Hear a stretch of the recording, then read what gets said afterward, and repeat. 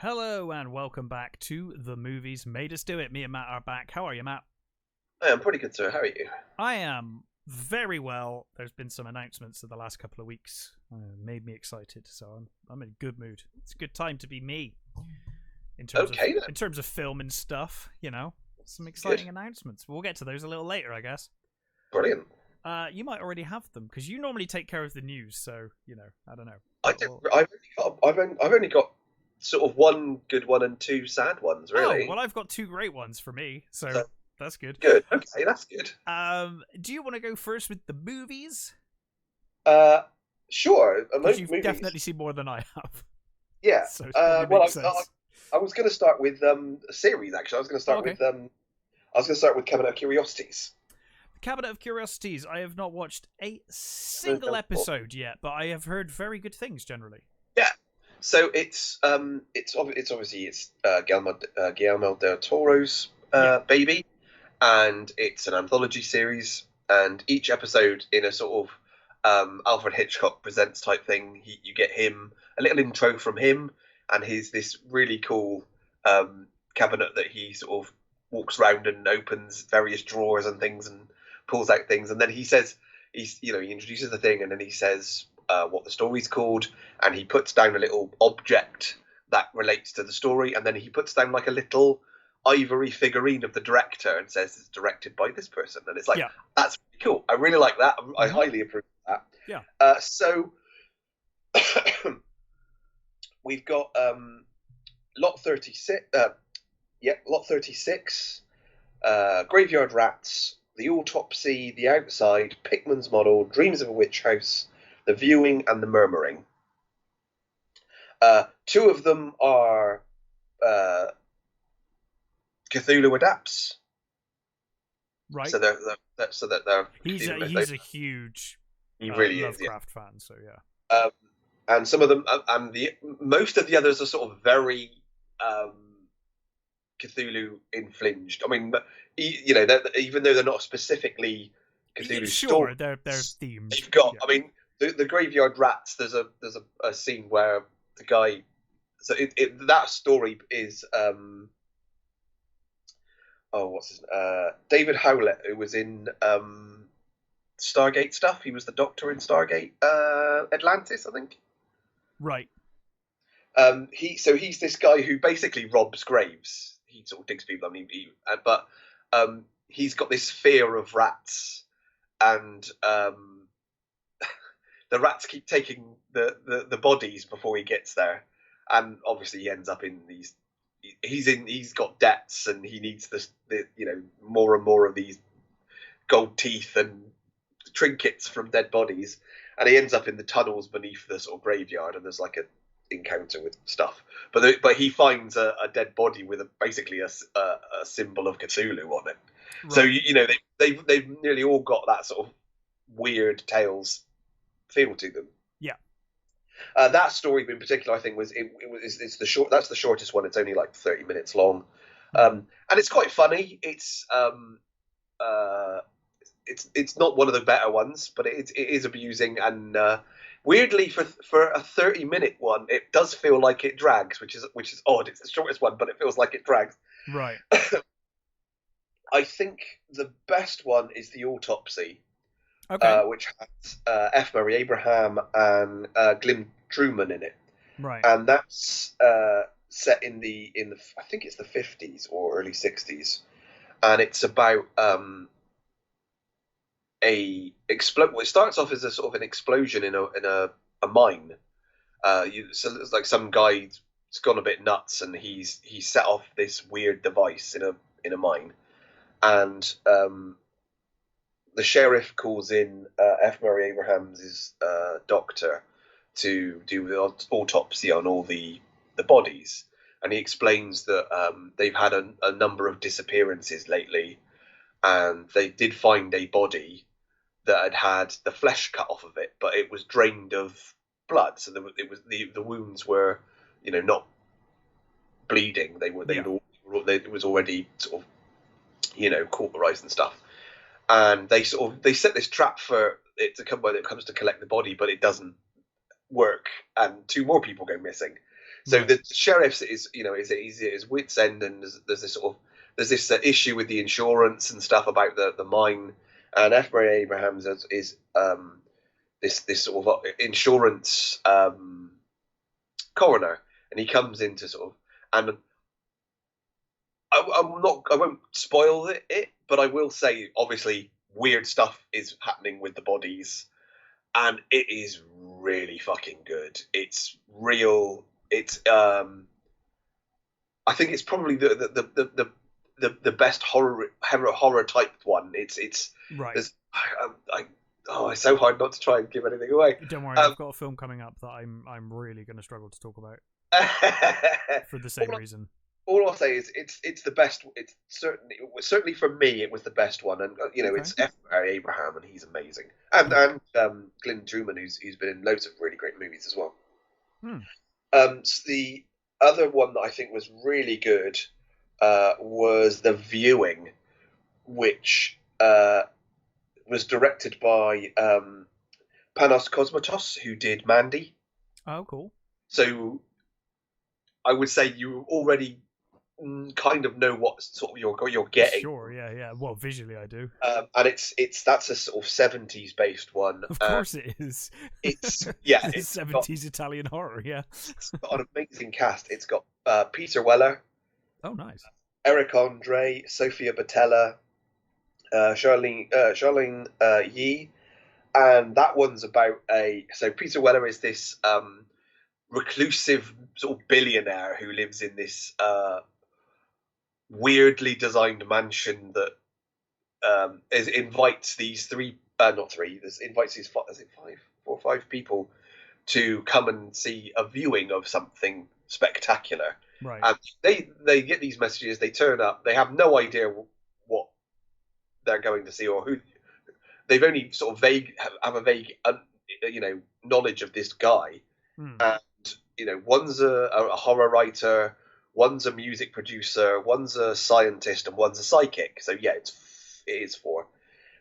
And they're taken to they get into this van, and the guy tells them they all sort of have a little bit of a chit chat, and then the guy sort of turns up this volume on this thing and says, from this moment on, he wishes you not to discuss anything and just listen to the ambience of the music. And you think, okay, well, this is fucking weird.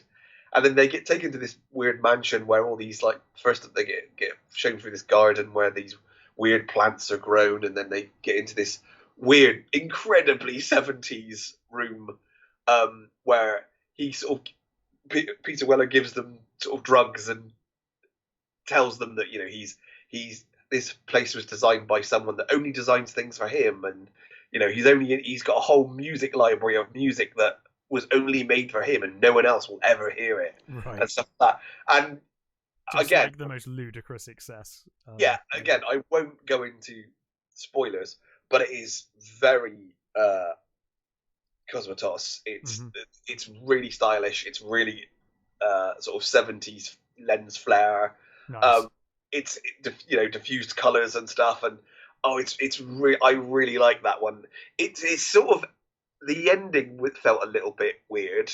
It did feel like it was going to go one way and then goes another way, and then it sort of ends, and you're like, oh, okay, that was a bit odd, but it's really good.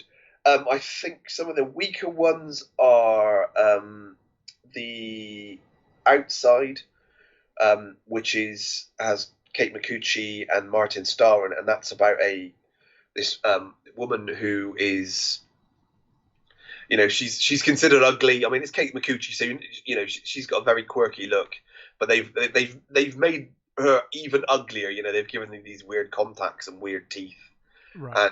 And she works in this one's very 80s, which is it's weird. It's very 80s, but they've also have modern technology as well, so they've got modern phones, so it's very weird. But it's filmed in an 80s style, or they're wearing 80s clothes and stuff and 80s cars, but they've got sort of phones and things, so it's a bit it's a bit like Batman the Animated Series, where weird out of time kind of so her sort of the people she works with are all perfect, and they've all got they use this Arlo Glow stuff, which is this cream and she ends up getting some, and it does weird things to her.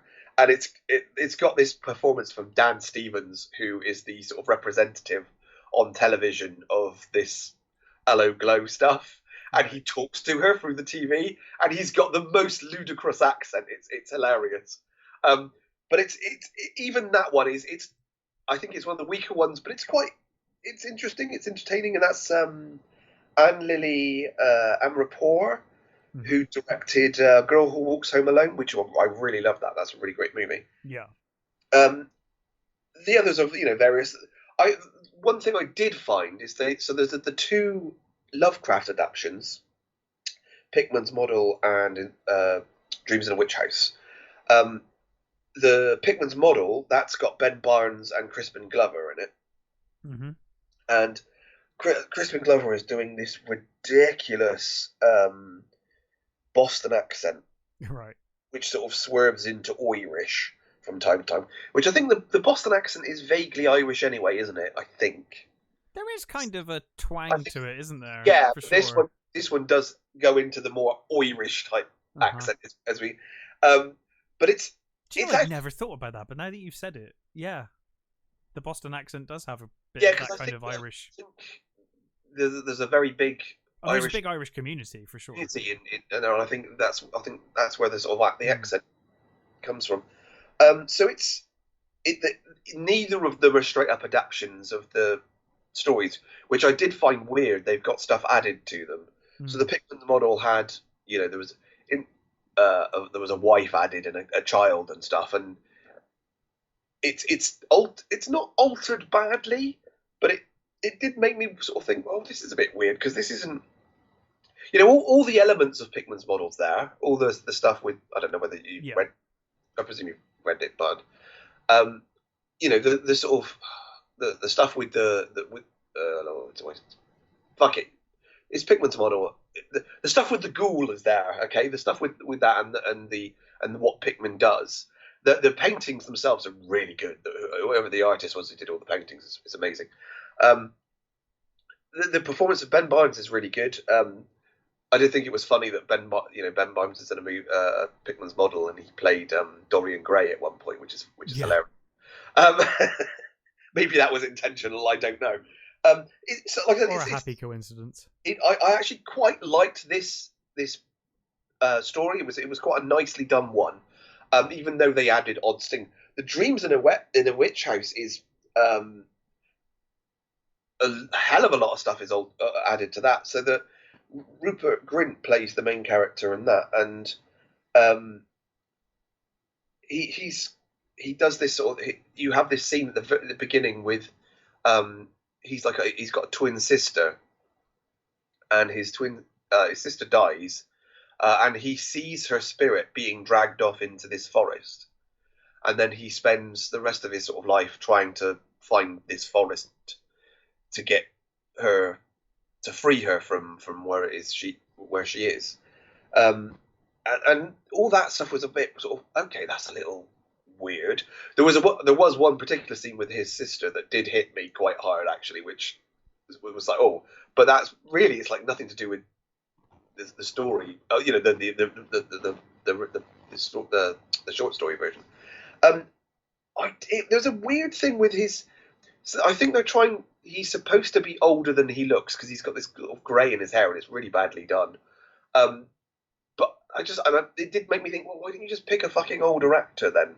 What, Do you know, that's reminded me of something else I watched recently, and I can't think what it is, but they did a very similar thing where they added grey to the hair and it just looked terrible. Yeah. God, I can't think what that is now. That's really weird. I know, Rupert Grint's come a long way from Harry Potter. I know he's not. Oh, yeah, absolutely. He's not, a child anymore, but neither is he an old man. So it seemed a little odd that they'd, the suggestion when his sister sees him, she says, how old he's got. And you think, does that sort of implies that he's supposed to be older than he is? Yeah, it was a bit weird. Some of the effects are really good. Some of the effects are really bad. It does suffer from that whole making the city, with CG. thing. You can see that it's not the worst I've seen. It's not terrible, but it is. You know, I didn't like this particular story version. It had some interesting stuff. You know, the Brown Jenkins character was quite funny. I can't remember who voiced Brown Jenkins. Oh, DJ Qualls was voicing Jenkins Brown. It was. I mean, it was weirdly. It's a sort of faithful adaptation into sort of some respects because it's got all the bits in it. Yeah. But then it's got added stuff that it's an hour long. It's an hour episode. You didn't need to add stuff to it. No, exactly. So they're already good stories. It seemed a bit weird to add stuff. The first episode with the lot that's quite an interesting one, and there's a very Cthulhu creature in that. There's German mysticism and stuff in that, which was quite interesting. Overall, I would say it was really good, and I would recommend it as an anthology. You know, it's like all of these things. There are hits, there are misses, but I would say they're all kind of worth it, even the ones that aren't great. There's nothing like absolutely terrible, or No, there's nothing that there were no episodes that made me go, oh, that was just shit. Yes, yeah. There was which can happen with anthology. Yeah, I mean, in actual fact, I think there's a case can be made that most anthologies there are worse stories than there are good ones. There are more bad stories than there are good ones. I mean, I was saying to you off air, I think Creepshow is one of the few where it's like everyone's a hit. Aside from that, generally anthology. I mean, I've got a real love for Hammer House of Horror, but that was really up and down. Yeah, really up and down. Yeah. But yeah, it does kind of it is kind of the way with anthology. So at least this one's if this is great, that's fine. It's got really good performances in it. There's some real great actors in it. I mean, the Murmuring, which is the last one, that one's directed by Jennifer Kent, who did the Babadook. And I like the Babadook. Like the Babadook, it's also got Essie Davis in it as well. Mm-hmm. And that one's got Essie Davis and Andrew Lincoln in it, and they are a couple of bird watchers in the 50s, and they are studying. I'm never going to remember what the bloody birds are called now. The birds that do that weird flocking thing. They do the turns in formation. It's really beautiful to watch. I can't remember what they're bloody called. I don't know whether it says in the thing. I can't remember. Anyway, they go to study the patterns. They're called murmurings, and they're in this. They get put up in this house, and it's a ghost story. But it had a really lovely, satisfying ending, I thought. But I do think it was one of the weaker ones. But I think that's on a personal level. I think that particular story will be loved by a lot of people. I think people will find that one more satisfying than a lot of the other stories. Right. Okay. Personally, for me, I just preferred the weirdness of the viewing and the sheer brilliance of say brilliance. It wasn't brilliant. The great episode that is the autopsy. But yeah, I would recommend it. I think they're really well done. I would definitely watch more. I like I said, I did find the weird additions odd, but apart from that, I think it's a really good little series. Cool. Well, it's definitely on my list to check out. It's yeah, I've seen it there. I just haven't. I think you like me would really like the autopsy and the viewing. I think those. I have I haven't had a lot of time lately, so as much as it's kind of like I want to watch this, but then at the same time, if I watch this, even though it's anthology, I wouldn't have had time to watch all of it probably. So I'd end up being like, well, I've watched like half a series, or I watched 2 films, which felt better to me to have watched 2 whole films to talk about rather than part of something. Yeah. Which is the only reason I haven't. But I do intend to watch it. I will probably watch it this weekend and then kind of come back and we can kind of discuss it. Which is actually going to be the theme of today, because I was struggling to find anything that really took my fancy online. So I went back a bit and I was kind of catching up on films I haven't seen. So I saw 2 films I haven't seen. Both I think you've reviewed, actually. Oh, okay. So I'm kind of revisiting what you've reviewed and kind of, seeing what I think of it. The first of those was The Black Phone. Oh, cool. Directed by Scott Derrickson, who I am a fan of. I think, I liked The Exorcism of Emily Rose. And I quite like Doctor Strange, the first one. I love Doctor Strange. The first one's great. Yeah. I mean, he has done some other questionable things. The stood still. But, Oh, God, did he? I'd forgotten he'd done that. I think that was his. Yeah, so you already saw this one, and you've reviewed it previously, but obviously, first time I'm seeing it. And it's interesting. I don't know if I'm, desensitized to horror these days. Yeah. I watched this movie and I was like, God, it's barely a horror movie, in my opinion. It's like, I don't mean this in a bad way. Yeah. It's barely a horror movie. It's not particularly scary. It's not gory. It's just a story, but it's a really interesting story, and I really enjoyed it. But I was watching it, and funny you brought up the Babadook, because I think the Babadook is disliked by people who misunderstand that film. I don't think it's a horror film. It's just not a horror film. No, it's about grief and this was a really nice story, and not what I expected from the trailer at all, because the trailer makes it look like kids are going to be kidnapped and tortured or killed or imprisoned, and obviously they are. They are, but you don't see it. And it's that perfect example of we don't have to do torture porn. We don't have to do this. We don't have to do that to tell an effective story. Mm-hmm. And the effective story here is that it's a coming-of-age story, but I think a supernatural horror-ish film. What this movie does have, which I think if you are going to go the route of...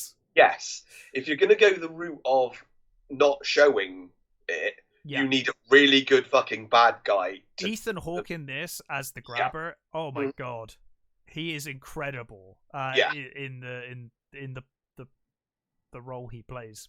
I'll say that. I don't want to spoil too much. Fantastic. I think it's been out for a while, and I reviewed it so I think we can probably spoil bits of it. Okay. I don't think spoiled a lot before. Yeah, I mean, I really liked the setup to this film. I liked that kind of introduction at the baseball game. Yep. You get this popular kid who's actually complimentary to what was his name? Finney. And he says, "Oh, you got a great arm and whatnot." And then that kid is the first kid that we see is taken. Obviously, I think there's been others before that, but he's the next in line of kids that have been grabbed off the street.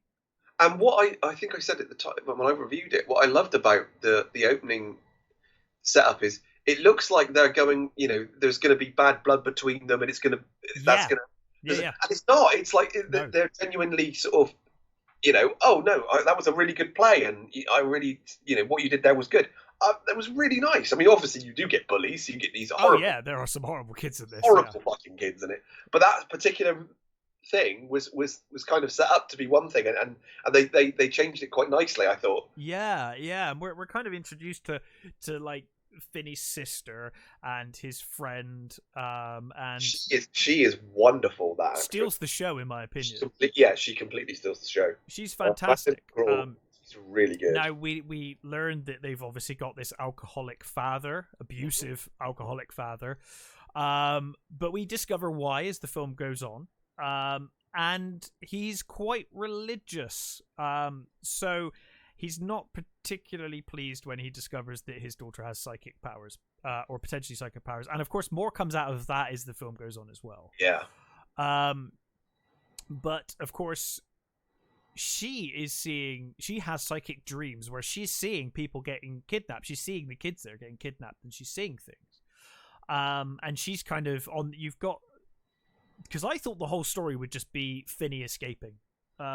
But it's actually not. In fact, there's less of that than you'd imagine. There's actually more of Gwen, I think her name is trying to figure things out, and she's got to hide it from her father because her father's this drunk who hates anything. He won't have any of it.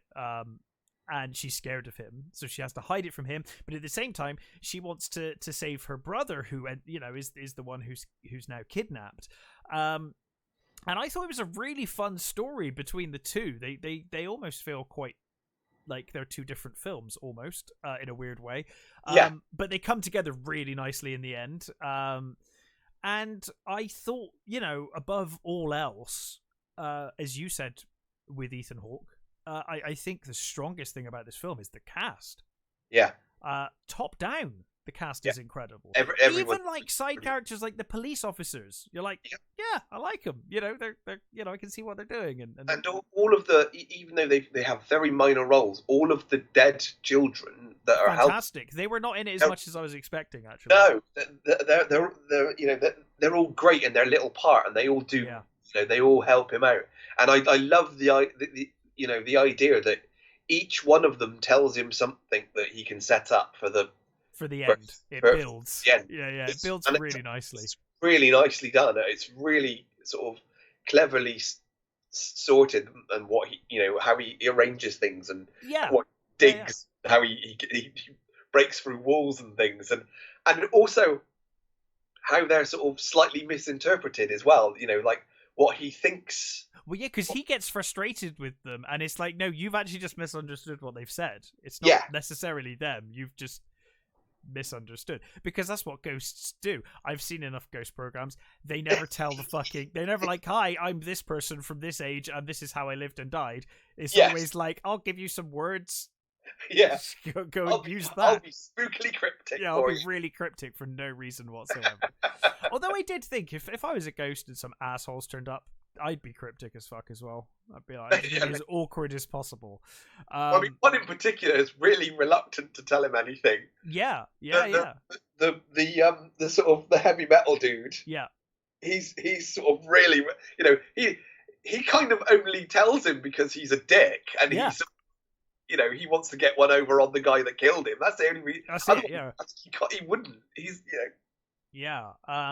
So overall, I thought this was a really well directed, really well acted, semi-horror film, slash kind of, I don't know, science fiction-y fantasy film, really, I guess. Yeah, this girl with psychic powers trying to solve a crime. It's an alcoholic father trying to deal with the loss of his wife and all of that stuff. I thought that was great as well, because when you first meet the father, you think, God, what a piece of shit, like he's just going to be an asshole. But by the end, you're like, okay, like you are an asshole, but I can see why, and we have something of a redemption from him. He's at least apologetic at the end. He's like, I'm so sorry, like losing my wife, your mother, broke me. Like, I'm not apologizing. I'm not making excuses for what I've done. I'm just saying I'm sorry for the way I've been. So it wasn't just that one-dimensional character. Like you said, even the smaller characters have dimensions to them, and they're not just like, I'm evil, father. He is, he is a piece of shit, but you see why, and you on some level you understand his motivations, and you understand why he's a drunk. Forgive him, but you at least empathize. You don't forgive, but you empathize, and you understand to an extent, why he is where he is. And I thought this was a really good example of it's an exercise in restraint when it comes to horror. It's not particularly gory. It's got gore in it. It's not particularly scary. There are scares in it, but again, it's more about the story, and I think it tells the story very well. It's not what I thought it was going to be from the trailer at all. It's more of a sort of a sort of Silence of the Lambs. Yes, exactly. Yeah, that's a good example. It's that sort of the stuff where Ethan Hawke comes down and he says something, and I think the thing with the mask is, I think it's kind of like every time the mask is changed, because the bottom comes out and he can replace it with different. Yes, yeah, it kind of reflects his mood, expressions, and it sort of expresses it. It's almost like each one is a different. Very cool mask as well. Like every part of that mask is like, that's awesome. Am I right in saying that was designed by what's his name?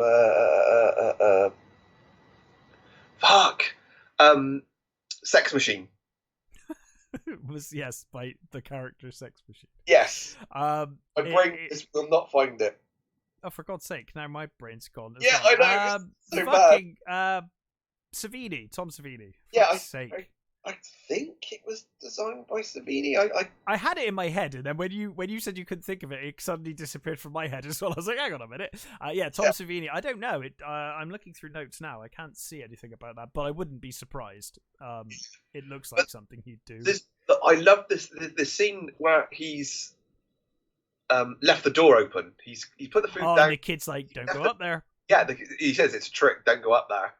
And you get that great shot of him waiting up there. Yeah, the camera pans around him as he's just sat there waiting for him to come through the door. Because he's a serial killer, but he has rules. Yeah, like he can only do things. Yeah, they're really bizarre. Yeah, and it's taken this many kids to die for them to figure out the pattern of what the rules are, because they're really obscure, weird internal logic rules that he has. Mm-hmm. It needs these dead kids to tell him to be like, oh, this is the mistake I made because this is one of his weird rules, so you need to do that. And you can see Ethan Hawke's character gets more and more frustrated about it because he's like, oh. But it's also not just that. He gets frustrated, but also he wants admires it to do better. Yeah. He wants to have, the longer chase. So he kind of admires. I think at first he admires it, and then the longer it goes on, the more he gets frustrated because he stops playing the game altogether. Exactly, yeah, because it stops being fun for him. Yes, exactly. But yeah, overall, I thought the Black Phone was absolutely fantastic. So that's where I am with that. Oh, that's good. Yeah. So what else have you watched? Because I've only got one other thing to talk about. So I will go with Emily the Criminal. So this is Netflix. Yep. No, it's not. It's. Was it not? I thought it was a Netflix exclusive. I think. Oh, is it? Okay. I was one of the. I paid for this one. It's right. So it's directed by John Patton Ford, and it stars Aubrey Plaza and Theo Rossi, and it's about Emily, who is she's living in LA, and she was an artist who didn't finish college for reasons that you kind of find out as it goes along. She's working as a food delivery driver. She's got $70,000 of debt from her sort of college and things. She's just not doing terribly well. And one day, one of her work colleagues gives her this number and says, "Oh, I can't do this job. Can you do it for me?" So she goes to this. She goes to this. Phones the number. They tell her to turn up to this place. She turns up, and Theo Rossi, who I love, Theo Rossi. He played Juice in Sons of Anarchy.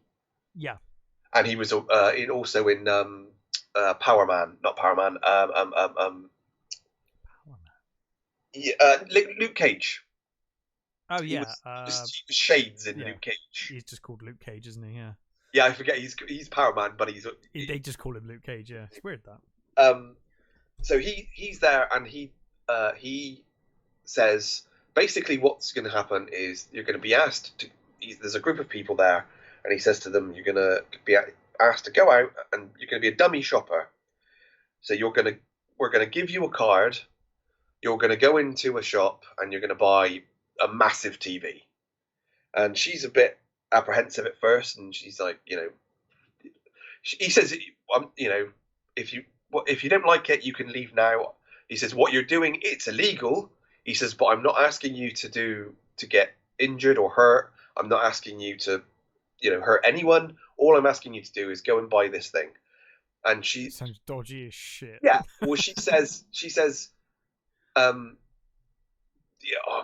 do I trust you? And he says, you just have to. He said, you either do or you don't. I guess yeah, you walk away or you trust me. Yeah. Exactly. And he slightly brings around by by what he says, and she agrees to it. She's going to get 200 quid for it. So she agrees to do it. She goes in. She buys this TV. She comes out. All well and good. She does make a slight mistake. She puts a hat on, but she doesn't pay for it. And the security guard comes out and says, "Hey, you're going to pay for that?" And she stops, and it's like the hat is, oh, sorry, and she gives him the hat back, and he goes back in. It's like, fucking hell, thank God for that. So she goes in, she gives the TV over, he gives her the money, and then he says, if you come back tomorrow, I'll give you another job, but it'll be for $2,000. Right. And she says, what do I have to do? He says, I'll tell you tomorrow. So she says, okay. So meanwhile, she's got a friend who is in what is it? I can't remember. I'm not sure whether it's a fashion magazine or something. It seems to be some sort of fashiony thing, and it's a friend that she's basically grown up with. She's been to, they grew up together and they went through college and stuff. And she says she asks if she can get her a job at this place, and first of all, it sounds. She says, "Yeah, no problem," thing. And then she phones her and says, "No, it didn't work," sort of thing. And she gets pissed off because she thinks that she's, shining her along. Actually, it starts with her getting an interview for a job, and the guy who's interviewing is Dr. Phlox. Oh, nice. I always forget his name. That's I can't remember his name. I never remember his name either. But he's doing this interview, and you don't see his face first. You're just focusing on her, and you hear his voice. It's like, hey, I recognise that voice. He's got and he sort of tricks her.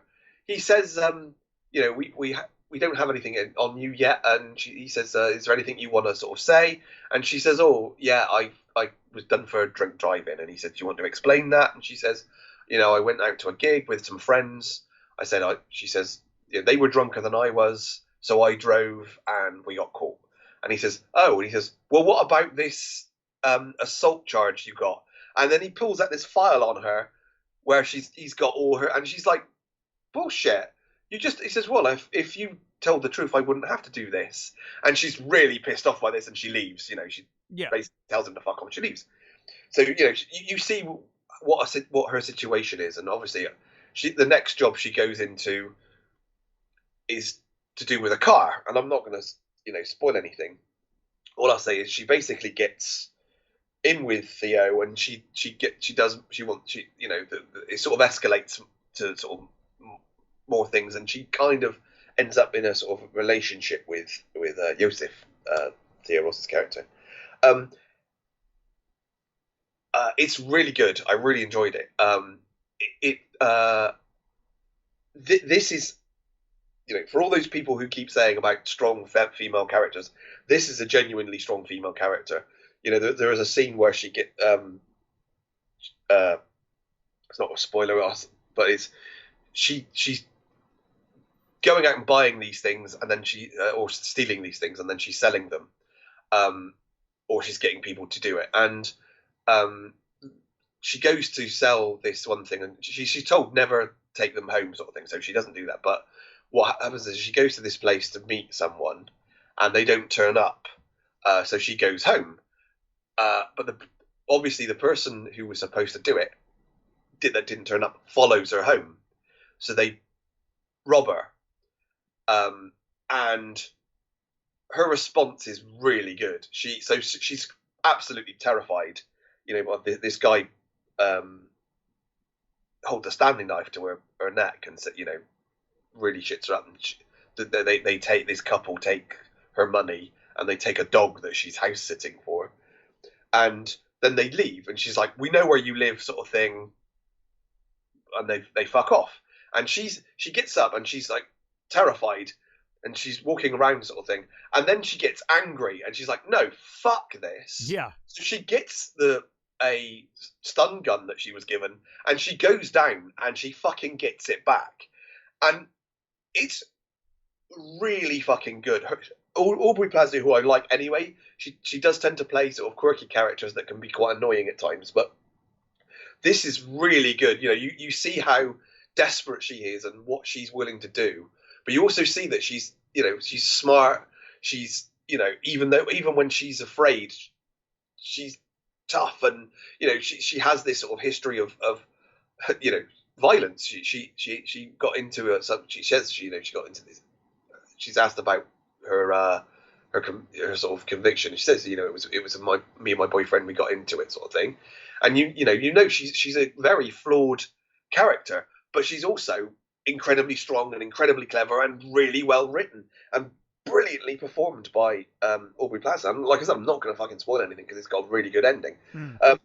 But Theo Rossi is, again, he's great as well as this criminal who he's kind of, he's part of this sort of gang, but he's also a bit of a pushover. I don't think he's really quite cut out for this sort of line of work as he thinks he is. It would seem that she's more cut out for it than he is. Right. It's well directed. It's got some really really nicely done scenes. Where you're just focusing on her and her reactions to things, and there's a very brief cameo with Gina Gershon, who's a potential boss.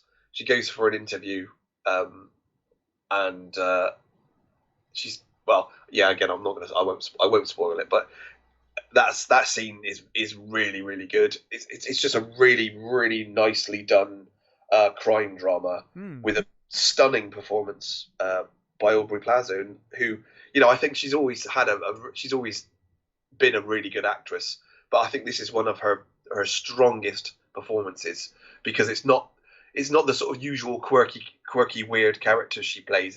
It's a genuinely sort of tough girl who's struggling. I really liked it. It's a really good movie. Yeah, well, that's cool. I must admit, I think I came across this one and I almost watched it. It was one of my almost. It was on my almost pile, so I will definitely make a point of seeing it now. That sounds really cool. So the only other film I have watched, another old one, even older, but it's been kind of on my list. I think you've reviewed this one as well. But I think it's only just recently turned up on Netflix, is Synchronic. Synchronic, yes. It's directed by Justin Benson, who did The Endless. Okay. Oh, I love The Endless. Yeah, so that was the main reason I really wanted to watch this one. I think this is like a 2019-2020 film, but it's turned up on Netflix now. And so I thought, I'll give it a go. Because it's only just come on Netflix, I feel kind of awkward talking about it because this is one of those films I went in completely blind into this. Is that Anthony Mackie? Yes. Yes. Okay, I have not seen this one. So I went in completely blind to this film, and honestly, I would recommend everyone does that. Mm-hmm. This is not a perfect film by any stretch of the imagination. It has some issues, has some logic holes, and some problems. But going in with no knowledge of what the fuck this film was about, I was taken on a journey. And I really enjoyed the journey that this film took me on. It kind of it felt like it almost took about 30 minutes to like 45 minutes before you even realized what this film was really about. Yeah. It effectively starts following a pair of paramedics. Anthony Mackie and Jamie Dornan, I think his name is. Good actor. So they're paramedics. They're old friends. Anthony Mackie's kind of a drinker, partier, whereas Jamie's character is a family man. He's got a daughter and a wife, and he's the more on the outside, more put together. His life's kind of sorted out, quote unquote. And he kind of sees his friend and Anthony Mackie's character. He kind of sees him as like, well, Steve, I think his name is in the film. He kind of sees him as like, he's my best friend, but he needs to lay off the booze and stuff. And the first time you see him in this movie, he kind of turns up and he's like hungover, and he's been out partying and stuff, and he doesn't even get changed into his uniform. He just turns up at this house, and he goes in with them and starts kind of like doing their paramedic work on these people that have overdosed from this drug. So there's this new designer drug called Synchronic. It's kind of out there. And it's killing people. The paramedics come across, people that have died from this drug in really weird, horrendous ways. So it's kind of like, why? How did this happen? Like someone's been stabbed with a sword. And you're like, where did the sword come from? There are some weird things, right? You know, is it sort of Philip K. Dicky then? Sort of. It just did reality type stuff. I don't. God, do you know? I don't know if I want to. The trouble is, I really can't talk much about this film without saying what it's about. Yeah. But I almost don't want to because my experience of not knowing what it was about was really fun. Yeah. If that makes sense. And I don't want to spoil it for you either if you're planning on watching it. So I'm kind of. Well, I did actually see the trailer. I did see that it was on Netflix the other day, and I thought. What does the trailer show you? Because if the trailer shows it, then I'll just. It does. It shows bits and pieces. It doesn't show a lot, I don't think. Okay. Not the I saw anyway. But I didn't realise that it was done by the people who did Endless and Spring. I fucking love. I love Spring. Spring's great. Spring so this. I like the Endless as well. This drug, and I won't say what the drug does ultimately, but the drug basically is like I said, it's a designer drug and it's out in the community, and these paramedics are convinced it's killing people. Meanwhile, Steve Anthony Mackie's character discovers, or has it confirmed, that he has brain cancer. He's going to die. Okay. He's got terminal brain cancer, which is half the reason for his partying and drug taking. He gets horrible headaches, so he's been taking these painkillers all the time. His partner thinks it's because of the booze, and he's like, "You're just a drug addict," and you know he doesn't really understand. But anyway, this drug and what it does. We learn it especially does something with your pineal gland. Now that is what he has an underdeveloped pineal gland because are we in the beyond territory here? I would just watch it. I can't say if I say I would just literally have to give away the plot to the film if I talk too much about it, right? So it basically. He has an underdeveloped pineal gland because of the cancer. Yeah. So this drug only effectively works on younger people, or him because of his unique situation. Yeah. And the film goes on from there, and it kind of develops into more of a the daughter of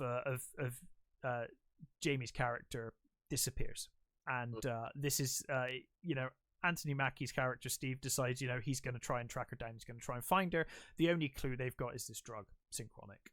So he starts experimenting with the drug. At first, he kind of collects all of the drugs. He goes to where they're selling it, and he buys all of it. And he's like, "Where'd you get your supply?" And they're like, "It's been discontinued. That's all there is." And he's like, "Good. I'm taking it all, and then you fuckers can't kill people anymore, right?"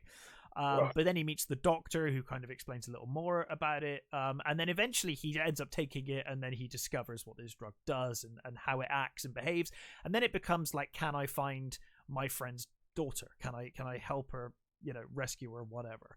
But it takes you to different places. It does different things. It's really, it's got some cool ideas. There are definitely some logic holes and issues that go along with this kind of thing. There are moments when you're like, well, that was convenient. A couple of times. Yeah. But overall, I really enjoyed this movie. I don't know. I will say the reason I'm not saying much is because I don't know if I would have enjoyed this film as much if I knew what it was about before I went into it. Like I feel like a lot of my enjoyment of this film was the journey. In fact, full disclosure, I started watching this film and I stopped. And I was like, I don't know if I can be bothered with this. And then a day later, I was like, I really do need to watch another film for this show. I'll put it back on. And then I realized what the plot was, and I was like, oh, this is actually really cool. Like, this is actually fun. So this is why I'm kind of resistant to say too much about it. I would recommend it. Yep. It's certainly not perfect, but I would recommend going in as blind as you can. And just go along for the ride and watch the movie. I think it's fun. It's a fun idea. It's not perfect by any means. And maybe once you've watched it, if you watch it, we can do a spoilery thing then. Yeah. Having watched it as well. Because I certainly have issues with it, but I can't really talk about the issues without giving away what it's about. Well, in that case, then I'll watch it for next time. And I'd be curious what you thought of it. And like, you like Spring and Endless as well. So I think, that's the main reason I watched it. It's the main reason it's been on my radar, because I was aware that it was there, and I loved The Endless in Spring. So, but yeah, so I do recommend it. It's on Netflix at the moment, if you're in the UK at least, or if you have a VPN. So yeah, I recommend giving it a go. Cool. So what else have you watched? So I have seen All Quiet on the Western Front. Well, we've all seen that. Have we? Not the new one. No, I have not watched the remake. So I'm curious. I have seen the original, and I've seen the 70s version with TV version with John Boy. I don't think I've seen the TV version. You know, never remember what that guy's name is. The guy who was John Boy. Yeah, I don't think I've seen the TV version. It was okay. I remember sort of enjoying it mostly. I mean, the original, the 30s classic is amazing. It's really fucking. It's one of the reasons I shamefully didn't watch this version, because I was like, I just don't know, man. You know, sometimes you're like, there are plenty of great remakes out there. We say this all the time. Yep. I was just like, oh, I don't know, maybe. So I'm glad you've watched it, because I could judge it off of you, because I know you have a love for the original as well. So it's obviously based on Eric Maria Remarquez. Sorry, I butchered your name. But he's based on his book from his own experiences during the First World War, and I mean it's one of those movies which shows you one of those books that tells you about the real horrors of war. And I think it was burnt in Germany before the Second World War. I think the Nazis were like, we need to get rid of this fucking book because it tells, if a lot of people read this, they probably won't want to fight for us. But it's one of those classics of literature and also classics of cinema. This particular version is directed by Edward Berger, and it stars Felix Kammerer and Albrecht Schuch. Sorry, I am terrible with names. So those two are amazing. So we're introduced to Paul. Actually, it opens with it opens quite weirdly with sort of like this weird fox family. It's like, oh, okay, feels like a nature documentary all of a sudden. And then it goes into sort of this, a trench battle. Sure. And the beginning is really good. It's filmed really well. It's been a long time since I've seen the originals, and I don't remember this is how those start. But the first bit with these that you see, the first soldiers you see, they're all killed, and then you follow their bodies being picked up, put on a train, and then taken to this this place where they're stripped of their clothes, and then you see them put them in coffins and mass buried, and then you see the uniforms being taken to the seamstresses who are fixing them, cleaning them, and then sending them back to the recruiting thing. To new people, And then you're introduced to Paul and his friends, who are all eager to sign up, and obviously they get the speech from their teacher who tells them, it's your duty to fight for the fatherland, and he tells them, all that was always one of the things that you get about the First World War. There was always the thought, it was the thing that they drummed into us when at school when we studied it, was how the First World War drummed into these kids that this is a great adventure. This is a great thing you are going to be doing. You will all have live on in glory, and you'll be heroes. Yeah. And, they were all fucking obviously they were all fucking naive, and they all signed up in their droves, and so they're all have this revved up by this speech, and they all go and they all sign on, and he gets in line, and they're signing them in, and he literally gets given the uniform of the guy that you've just seen killed. Yeah. And he says, excuse me, this uniform belongs to someone. And the guy says, "Oh," he says, it was obviously too small for him. It happens sometimes." And he rips the label off and drops it onto the floor, onto a pile of like loads of these fucking labels that he's obviously off these bloody uniforms. And then, of course, he goes in, and from there it obviously spirals down. But he meets Kaczynski, who is played by Albrecht Schuch, and he's an older soldier. He's obviously been there for a while, and he kind of takes them under his wing, and he shows them what to do and how to get things. And he has this knack of being able to get hold of things. And there are incidents where they rob a farmer of a goose, and there are like moments. This movie is beautifully filmed. I'm really glad to hear that. The trailer looks strong, I must admit. Yeah, it's honestly, even in the horror of what you see, there's weird beauty in it. The director has a real eye for a really beautiful shot, of horrible devastation and just grimness. The main two actors I've not seen in anything before are wonderful. That you immediately, I certainly did immediately became attached to Felix Kremer as Paul, and as the character of Kat. They're brilliant, and obviously, this movie. I think everybody knows that this doesn't have a happy ending. It's not about that. It's not one of those films. It's about the horror of the First World War and the and the stupidity of certain generals and certain things. And so there are added bits that you don't have in the other versions, which are you have Daniel Brohl's character, who is Matthias Erzberger, who was the guy who signed the surrender treaty, the armistice, and signed the agreement in the to end the war.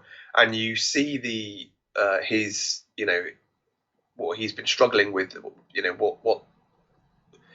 what's happened to Germany, and how they've they're losing so many thousands of people a day. And obviously there are parts of the German, the army are saying, we can't surrender. And he's like, look, we have to. I want to stop this as soon as possible. It's the sooner we can stop it, the sooner we can stop fucking people just dying in their thousands. And he's not in it a lot, but his performance is great as well. Is this sort of and obviously if you know history, what they signed onto left Germany crippled and pretty much kind of the Second World War. Exactly. It kind of led into the Second World War because of it. It left them so one of many factors, but leaving them in the way they were left. Yeah, exactly. It certainly didn't fucking help. It certainly helped the rise of the Nazis. The rise of the Nazis.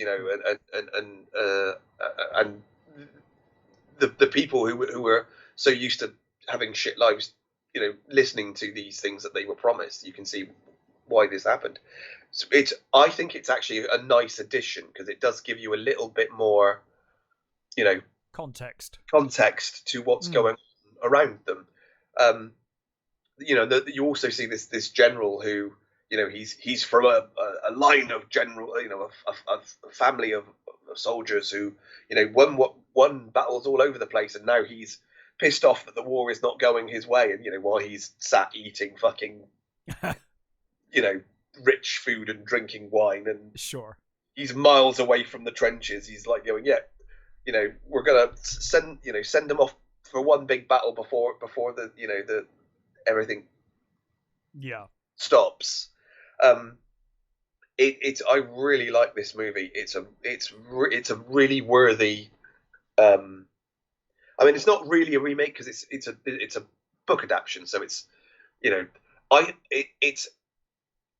it's satisfyingly good and bleak and wonderfully acted, Mm. beautifully directed, and there's this amazing soundtrack which just has this throbbing note that plays every now and again. It just goes duh, duh, and it just does it every now and again. It's like not a constant thing, but it's through the movie. But it's really adds to the sort of uneasiness of the whole thing. It's a really wonderful adaptation. I really recommend it. I highly recommend the 30s version. I absolutely recommend not so much the 70s one. This the original I would recommend, but I actually think this is a genuinely good Netflix movie. It's great. Beautiful. It's horrible. It's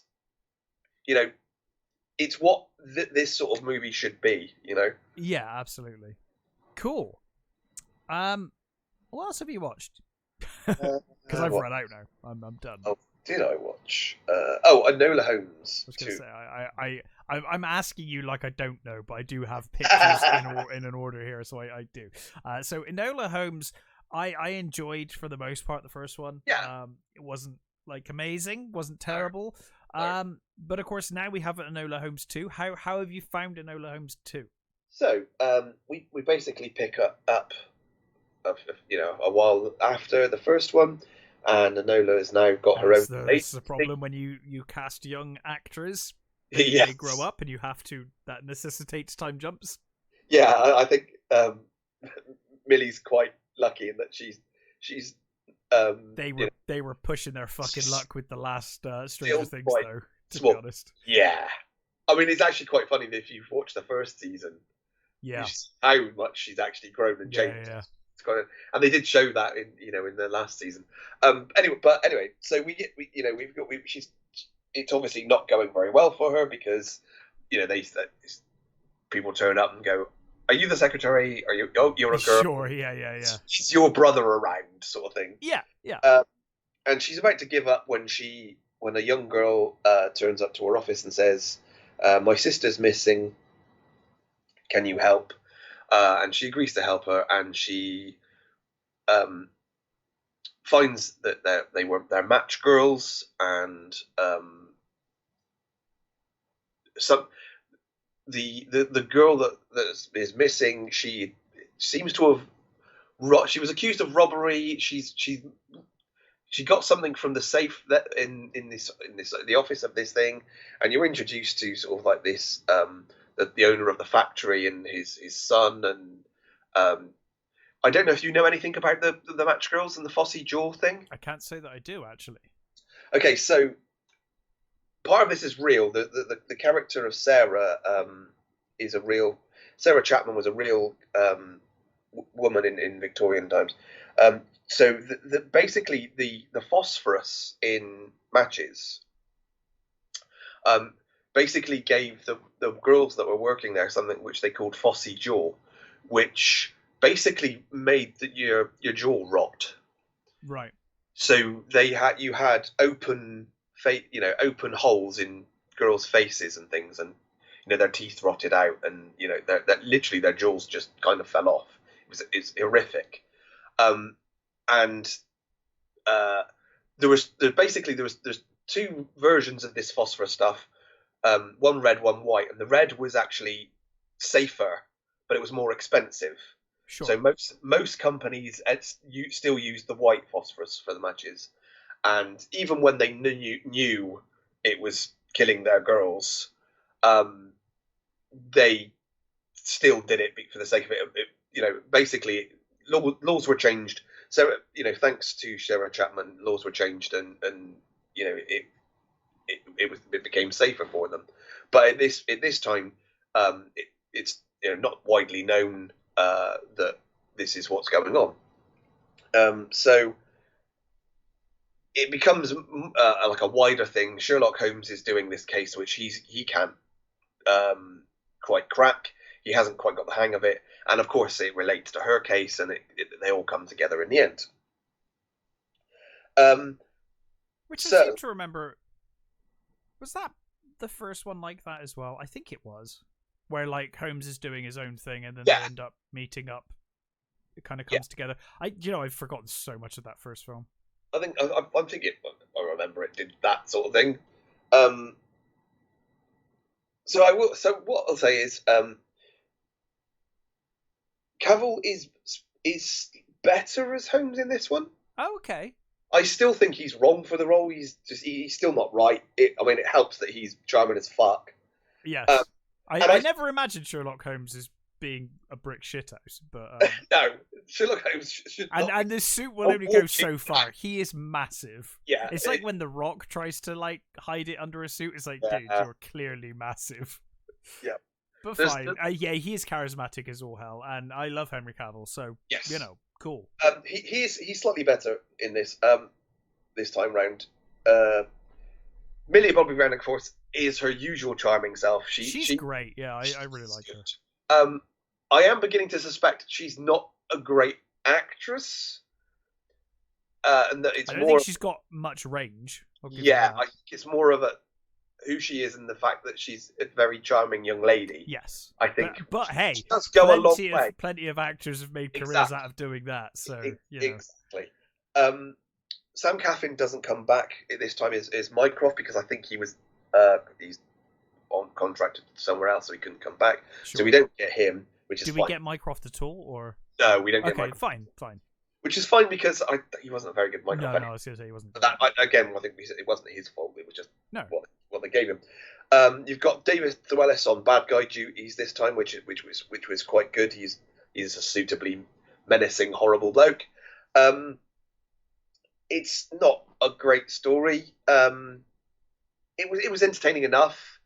It's like the first one, basically. Yeah, there's this apparently isn't adapted from one of the stories, but the director writer basically decided that they heard the thing about the Fossey jaw and these match girls, and he thought that would make a very good story of female empowerment. Yeah. Which it is, because Sarah Chapman did a great thing. I don't think it handles it terribly well. There's a scene towards the end where a speech is given, and I'm going to spoil it slightly. Well, actually, I'm going to spoil it a lot because there's something happened in this movie that I'm going to spoil it all.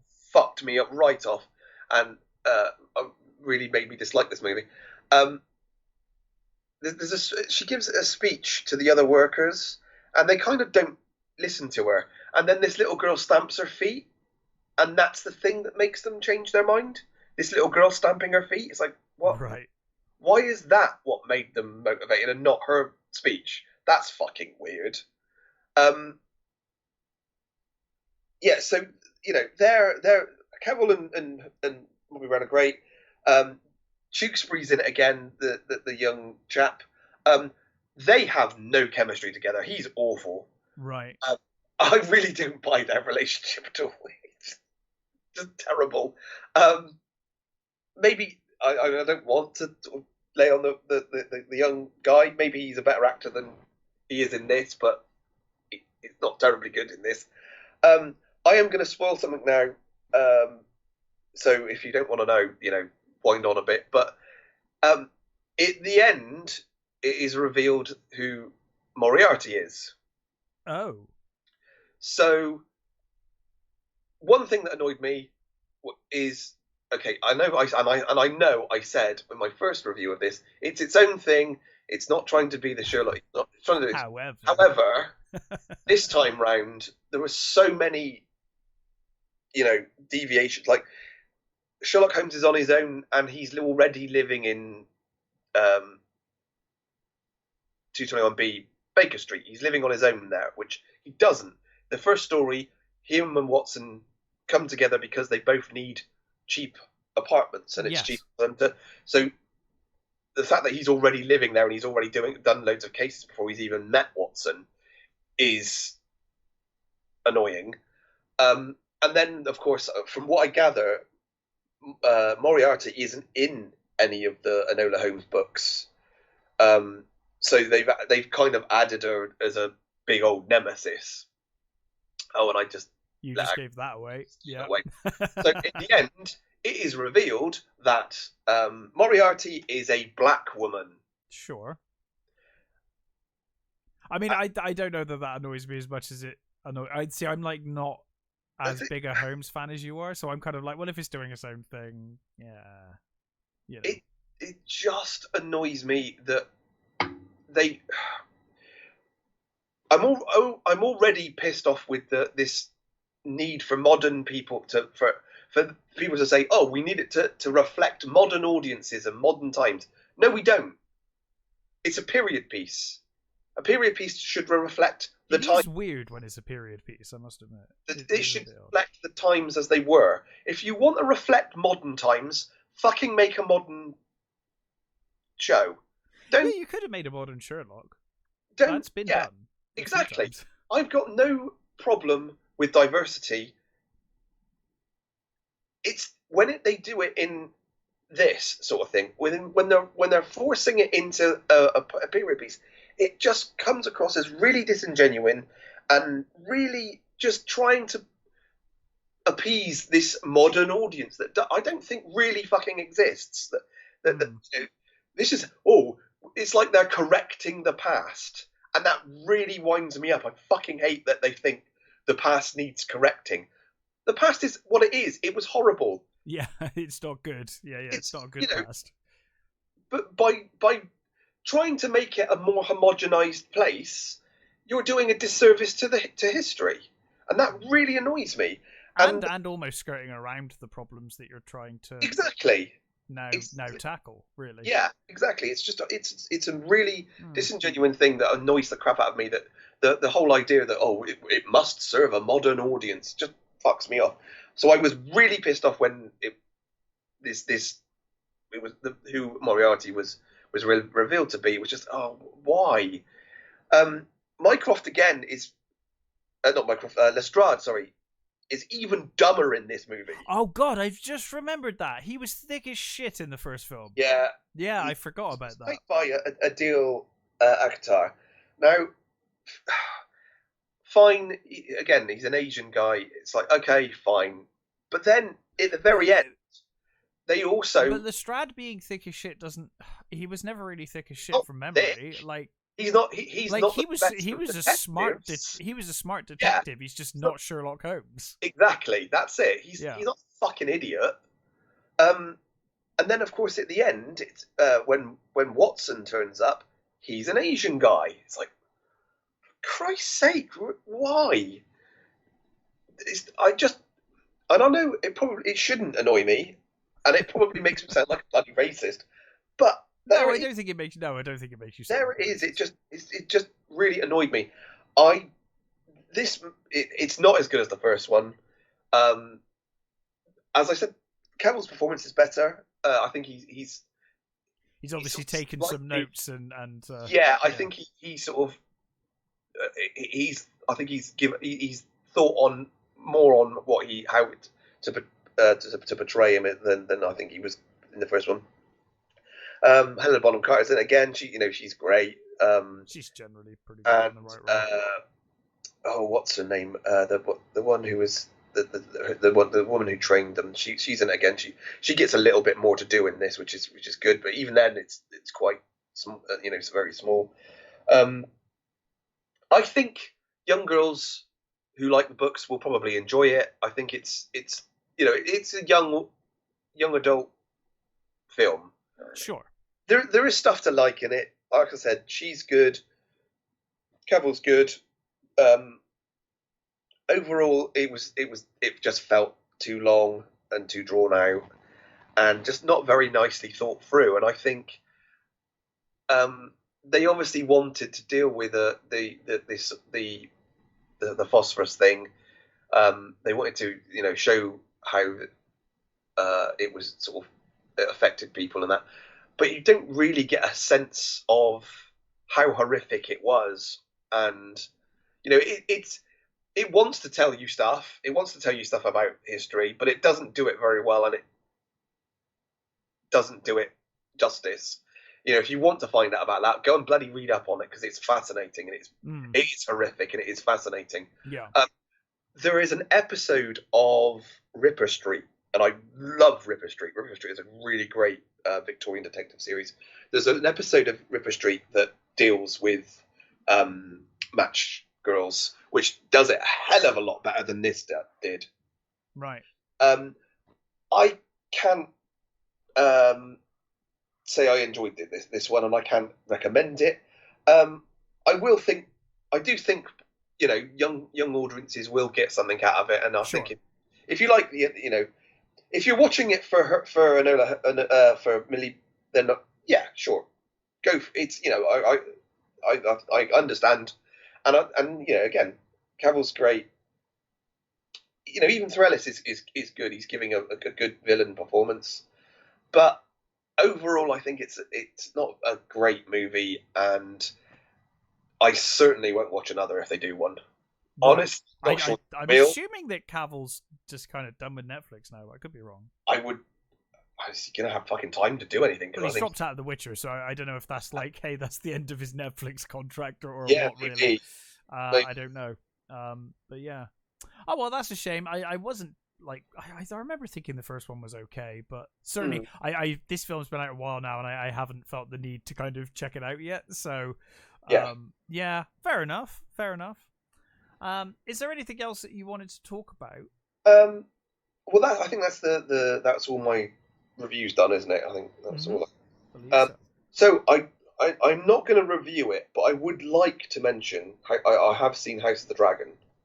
Yeah, you've watched all of House of the Dragon now, right? So the reason why I'm not going to review it is because I feel a little bit of a fraud doing so, because I specifically waited till it was over to see reviews of it, because I really didn't want to give it time if it was going to be awful. Sure. And I didn't trust enough to watch it as it was going, because I'm in the same camp as you. I personally feel like Game of Thrones shit the bed so badly. Yeah. And in fact, it shit the bed so badly for me. I have heard nothing but praise for House of the Dragon, and I still don't give a shit. That's where I am. So I understand your caution, because I'm there and then some. Exactly. I have heard fantastic things about this, though. So not really a review, but I will say I really enjoyed it.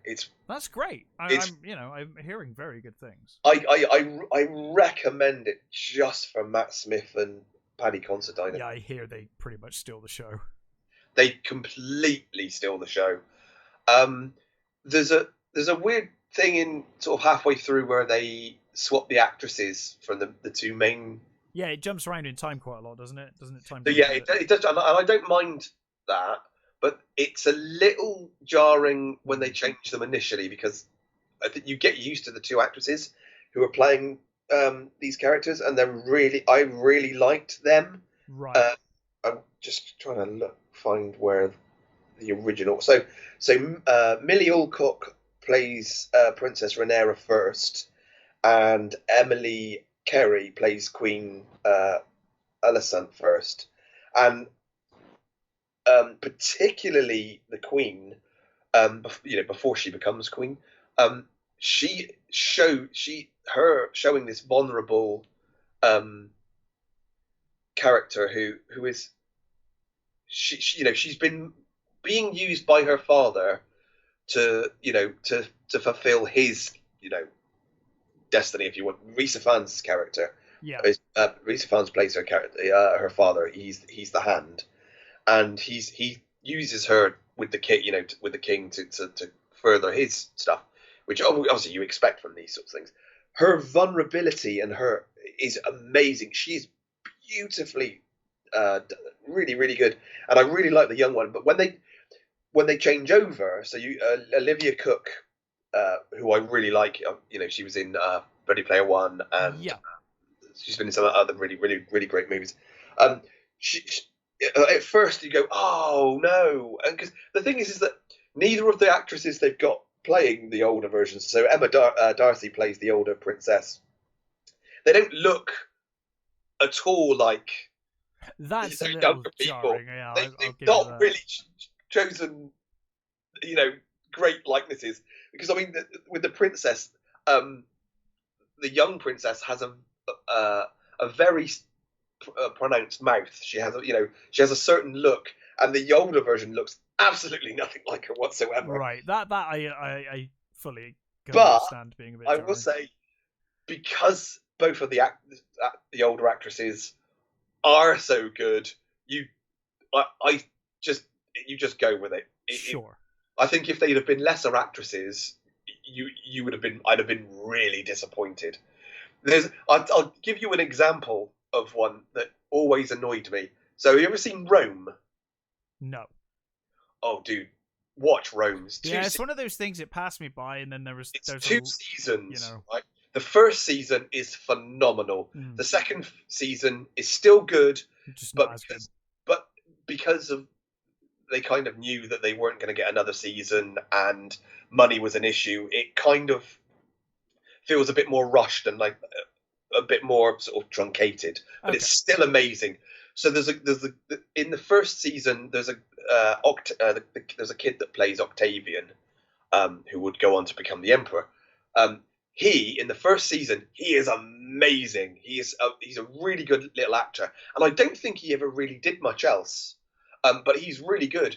And when they swap him for an older actor in the second season, he's just not as good. He's not as good an actor, and it was really disappointing. But in this one, thankfully, I think because they've chosen two very strong actresses. I guess that's probably why they went over looks. They went for like, let's go for they may not look similar, but they're fantastic. Exactly, so. And I think in the end, that actually is a better idea than making them just look like them. I was actually thankful for that. As I said, Matt Smith he's so brilliant as this, as a sort of, he's got his own ambitions, but he loves his brother and he loves his niece, and he doesn't really want to do anything against them, but he also wants to fulfill his own ambitions. And he's so good as this. He's just a nasty piece of work. He's really good. And there's this brilliant scene where he comes in the first episode where he comes out for tourney wearing this armor, and it's literally, oh, there's Elric of Mondibonnet. He literally is just fucking Elric. It's fucking brilliant. And I've apparently Martin did base him on Elric, so sure. It's like, yeah, okay, you can see that. Paddy Constantine is the king, who is this amazing. He's this king he's a good man. He's just not a very good king. Sure. He is a good king, but he's not making the decisions he should be making. He's not. Uh-huh. He doesn't have the ruthless streak his brother has. That a king should have.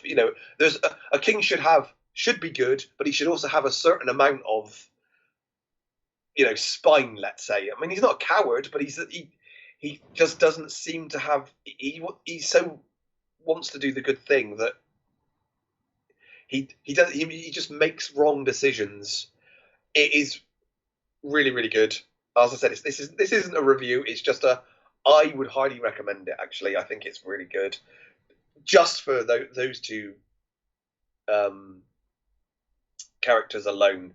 And it's not perfect. It's not as good as the first couple of seasons of Game of Thrones. Sure. But it is fucking good, and I was really surprised at how good it is. Well, that's good. And certainly at the moment where we're bereft of really good things, I think this is a genuinely good thing. Yeah. Well, no, that's great. And speaking of good things, this some news. This made me very happy over the last couple of weeks ago, and now today. Or yesterday. Okay. Yesterday. So 3rd of November, Godzilla Day, I was watching Toho's YouTube channel live in Japan, and they were all talking in Japanese. Didn't really know what was going on, but I do that as I do. It was Godzilla Day, and plus they were making there was a short of Godzilla versus Gigan Rex, which I wanted to see, and I knew it was going to be part of that broadcast. So I have seen that. It's great. It's CGI really fun. I was hoping, because they did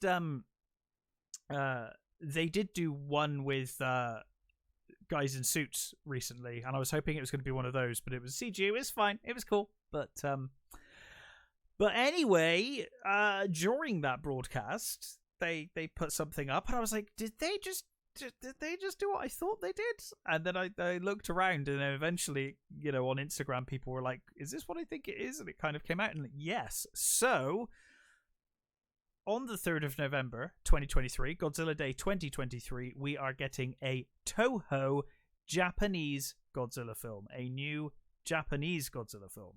Yes, I did actually hear that, and I'd completely forgotten about it. There have been rumors for a while now, because there is rumors that it's going to be set in post-war Japan, post-Second World War, which will be really interesting.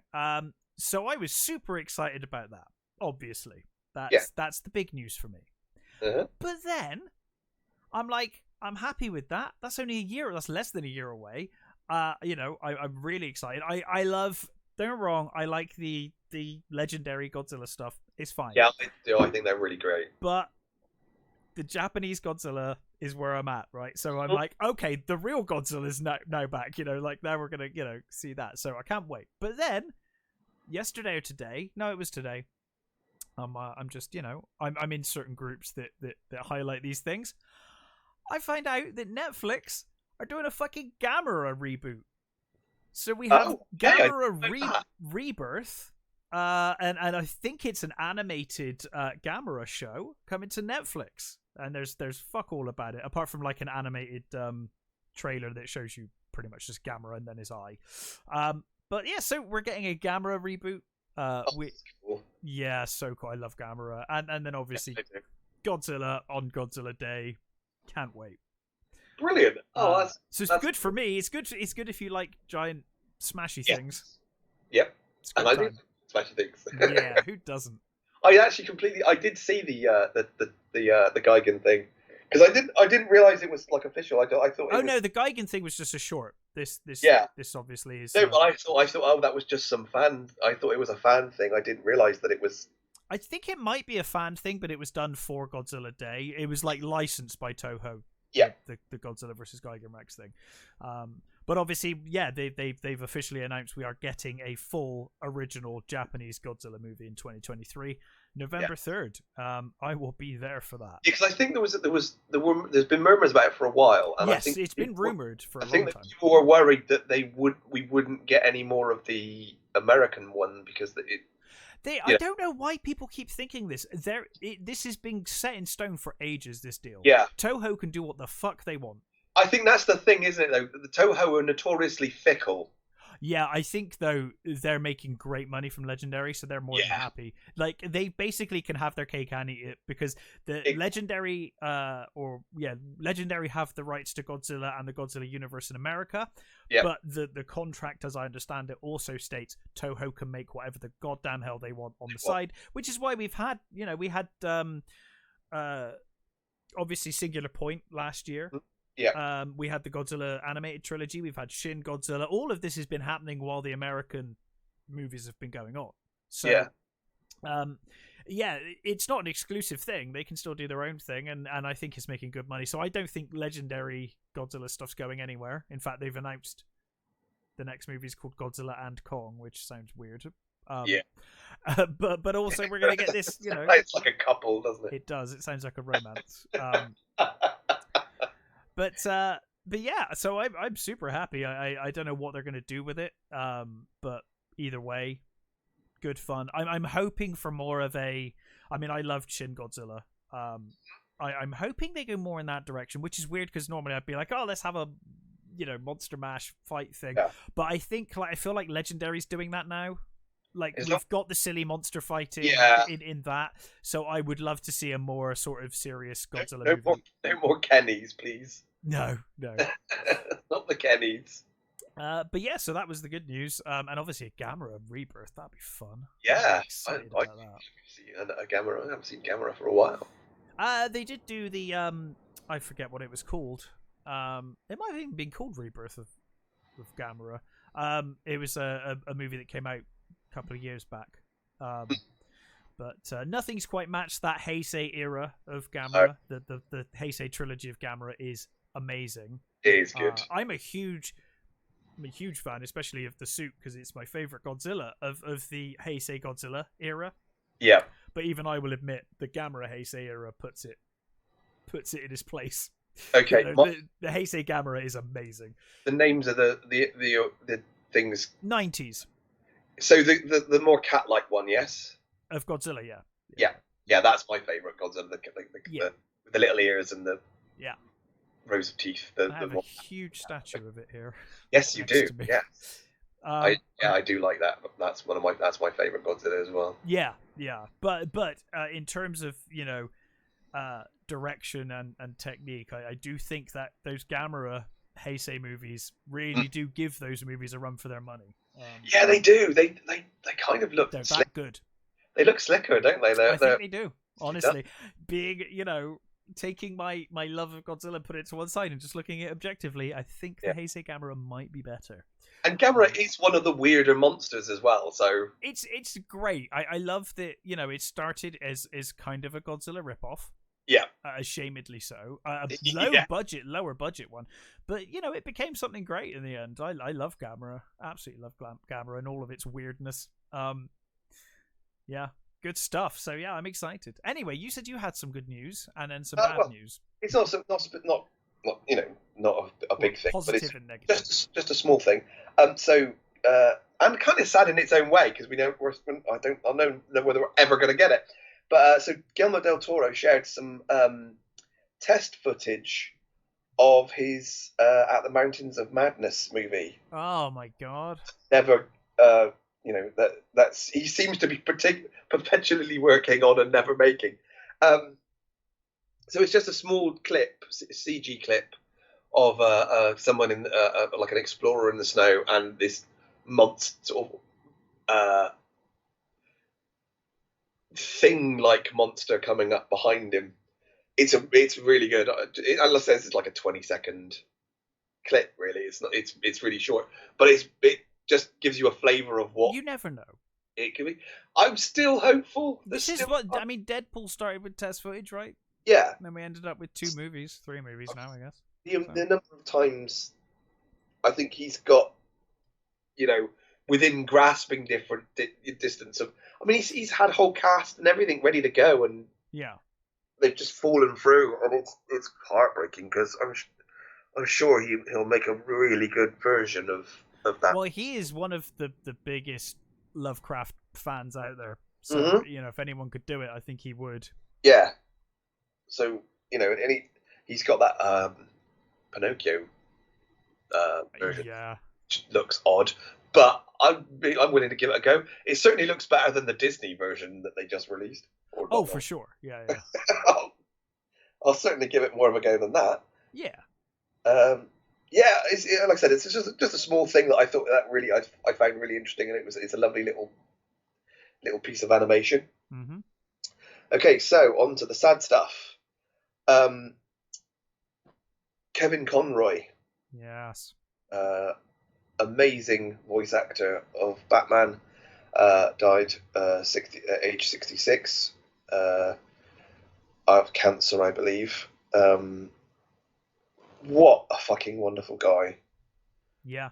I think many people have said there doesn't appear to be any bad stories about this guy. He always had time for fans. He was a genuinely nice guy, and in my opinion, the best Batman. Well, he is definitive. Him and Mark Hamill, they're the definitive Batman and Joker to me. Yeah, they really are. Absolutely. It was. Yeah, I mean, he'd done other things, but I think he's he'd been the Batman for 30 years basically. He's well, and I occasionally drop in and out of those animated shows, and like these days, if they're not Conroy, it is generally someone trying to do Conroy. Yeah, that's it, isn't it? It's really funny when you hear someone is like, oh, that sounds like Conroy, but doesn't sound quite right. It's like, oh, okay, it's not Conroy. They're just trying to do Conroy. And I think the Joker, there's a similar thing with that as well with Mark Hamill. Yeah. Mark Hamill, he said that whenever he was asked to do the Joker, he said, "Is Kevin doing it?" And if they said yes, then he immediately didn't. He said, "Yeah, I'll do it then." Yeah. That says something about and he says he Hamill says he was a genuinely beautiful person. I did not know he was gay. No, I had no idea. No, I mean not the. It's not the kind of thing I would necessarily know. It's not my business. But apparently he wrote. There was a so there's a story he wrote for. I think that DC did a Pride thing. Right, okay. But they had a number of Pride stories. I think most of them apparently weren't terribly good, but his was very personal. His was like he was autobiographical. Oh right, I had no idea. It told how he went, through acting school and stuff, and how he grew up with a schizophrenic brother, and how he was treated in acting circles and stuff, and then at his lowest point, he got the job of voicing Batman, and he took it really seriously, and you can see how. Yeah, you can tell. He took it, from the beginning, and I think it kind of, at the time, I think it saved him. And I haven't read that story, but it sounds like it was a really good. I'll have to check that out. So yeah, what a wonderful guy! What a wonderful voice! And the voice of Batman. Yeah. And sorry, go on. No, Garrett. Yeah, you carry on. No, I was just going to say, and on the subject of sad things, and also we were just talking about Heisei Godzilla. Just reminded me, Kazuki Amori passed away this week as well. Director of director of Godzilla vs. Biollante. Which is one of the really good ones. I think Godzilla vs. King Ghidorah as well. And then he also wrote Godzilla vs. Mothra and vs. Destroyer. So he was pretty much like the Heisei period was his baby. He passed away this week. So that sucks. And finally, Leslie Phillips. Leslie Phillips? Yes. So who that is. He was 98, but he was in a number of Carry On movies, and he was in the Doctor movies. I don't know whether you've ever seen them, but sort of similar to the Carry On. Oh yes, I know now. Sorry, I've just looked. Not quite the same thing as Carry On, but they had a similar humour to them. They were really, really great movies. I think most younger people would know him as the voice of, well, they probably wouldn't know him, but he was the voice of the Sorting Hat in the Harry Potter movies. Yeah. So probably wouldn't know him from that, but he was a wonderful actor. He played very sort of, suave, slightly dodgy characters. I think a lot of the roles that he played probably wouldn't get away with these days. But he was a wonderfully charming man, a wonderfully charming actor. Not quite as sad as Conroy, because he was a lot older. So, but still, sad. Wonderful actor. Yeah, absolutely. That's well, I won't ask you what we're doing next time, because I know you don't know yet. We haven't decided. But we will be back next week with a full deep dive movie review. Just haven't picked what one it is yet. But until then, thank you for listening. Stay safe, and we will catch you next time.